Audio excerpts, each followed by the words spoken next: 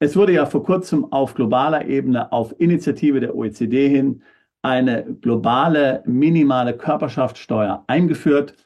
Jetzt fordert die EU, dass eine globale Vermögenssteuer ebenfalls eingeführt wird. Am 22.10.2023 veröffentlichte das EU Tax Observatory, das ist ein Think Tank, der von der EU finanziert wird, einen brisanten Bericht mit dem überrissenen Titel Global Tax Evasion Report 2024. Der Titel lässt sich am vielleicht sinnvollsten mit Bericht über die weltweite Steuerflucht 2024 übersetzen und er schlug Wellen.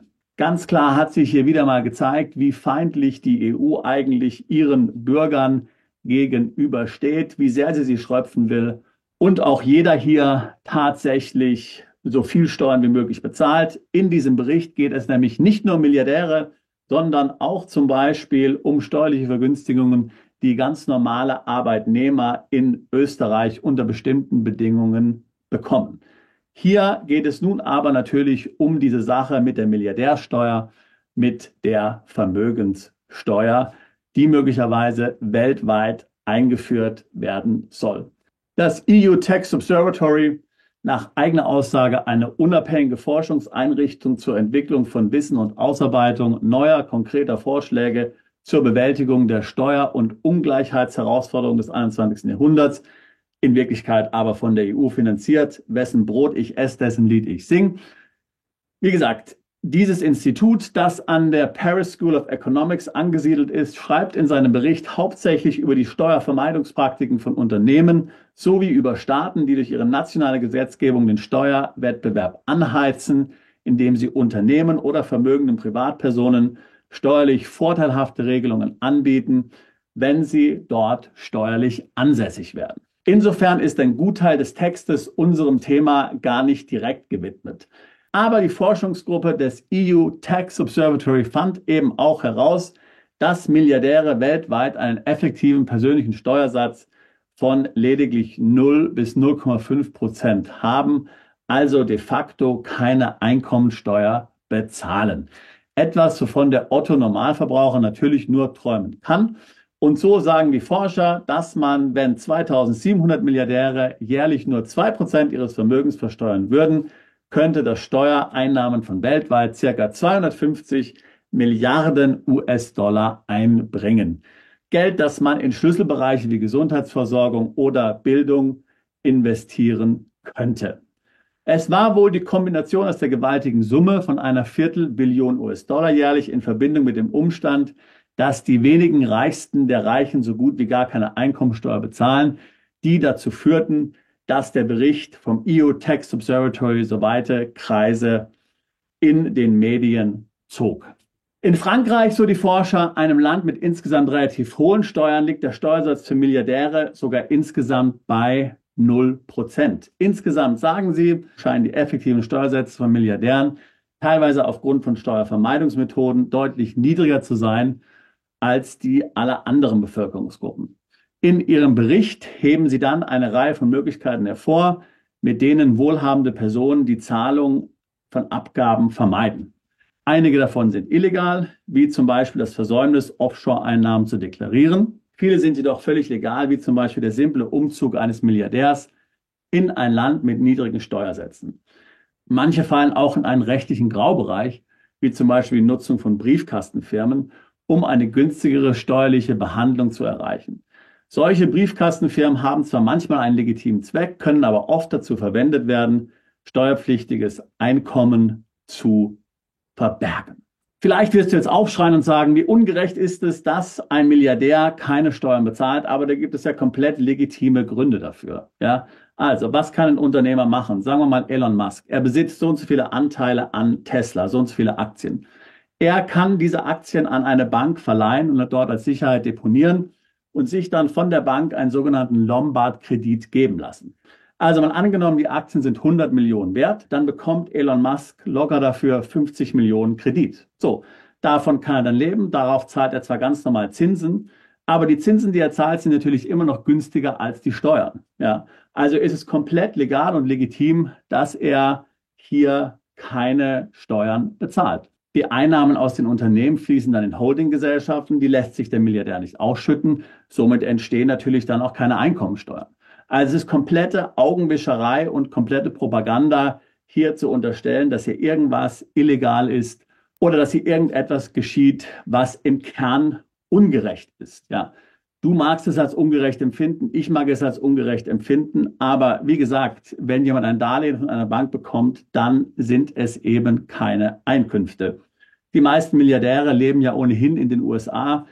Die amerikanische IRS ist sehr genau und sehr scharf. Du kannst also davon ausgehen, dass hier irgendwelche Tricks mit Sicherheit nicht funktionieren würden langfristig. Natürlich, es gibt immer wieder Menschen, die sich hier illegal verhalten, ganz klar. Von denen spreche ich jetzt nicht. Wir sollten daraus aber nicht irgendwelche Rückschlüsse auf die Mehrheit dieser Personen ziehen. Was ist also der Hintergrund? Warum kommt das EU Tax Conservatory jetzt mit diesem Punkt? Nun, das ist denkbar einfach zu beantworten. Den Staaten fehlt es an allen Ecken und Enden an Geld. Und dieses Geld muss irgendwie in die notorisch klammen Staatskassen fließen. Schauen wir uns dazu ein paar wichtige Zahlen an. So sind einerseits die Körperschaftssteuersätze in der gesamten EU von durchschnittlich 50% im Jahre 1985 auf 21% im Jahre 2020 gesunken. Sie haben sich in diesem Zeitraum also mehr als halbiert. Gleichzeitig haben viele Unternehmen und wohlhabende Privatpersonen die Möglichkeit genutzt, die ihnen der Steuerwettbewerb zwischen den Staaten auf ganz legitime Weise anbietet.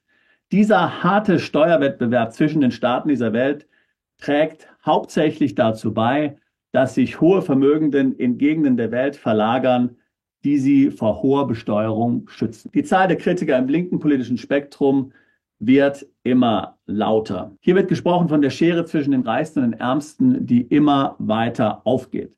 Selbst US-Präsident Joe Biden und seine Demokratische Partei möchten nun die Milliardäre daher stärker zur Kasse bitten.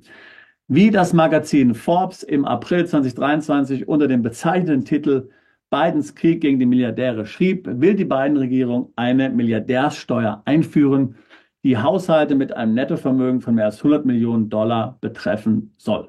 Konkret sollen diese Haushalte einen Mindeststeuersatz von 20% auf ihre wirtschaftlichen Gewinne bezahlen, einschließlich der Wertsteigerung von noch nicht verkauften Vermögenswerten. Ein völlig abstruser und verrückter Vorschlag natürlich. Dass es aber tatsächlich in absehbarer Zeit zu einer Besteuerung gerade der Multimilliardäre kommt, ist eher unwahrscheinlich. Warum das so ist? Ganz einfach. Solche Steuern müssen von Politikern mehrheitlich in Form von entsprechenden Gesetzen beschlossen werden. Aber gerade die dafür verantwortlichen Politiker und Parteien sind meistens von den Zuwendungen eben dieser Milliardäre abhängig.